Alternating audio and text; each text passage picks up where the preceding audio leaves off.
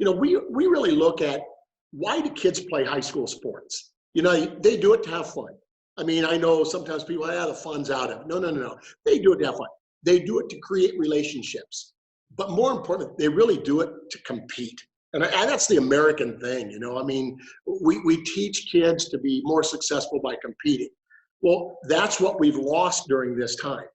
And there's really no other way to do it. So we're trying to keep them engaged from the competition side of things. And I think that's something that kids embrace it. It's already taken off across the state on another way for kids to be engaged through competition.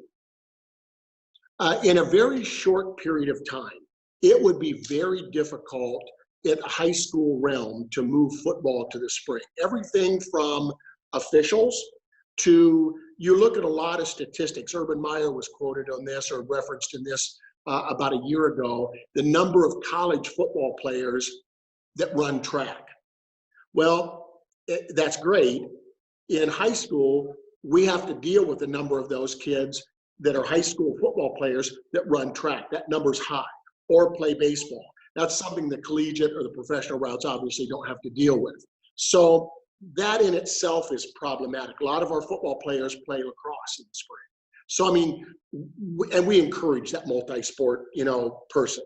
So that is a pretty challenging thing to do. Now, if you do that, then, okay, can you move can you move baseball? Can you move those sports to the fall?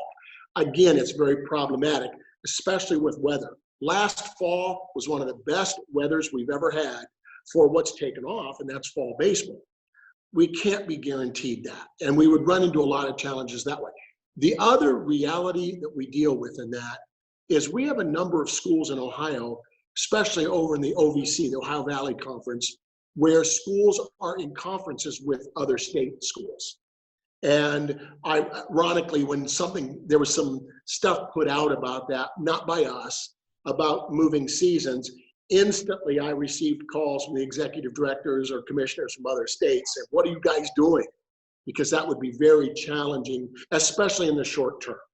So is it on the table? There is nothing off the table, except for that one is probably right on the edge, getting ready to fall off.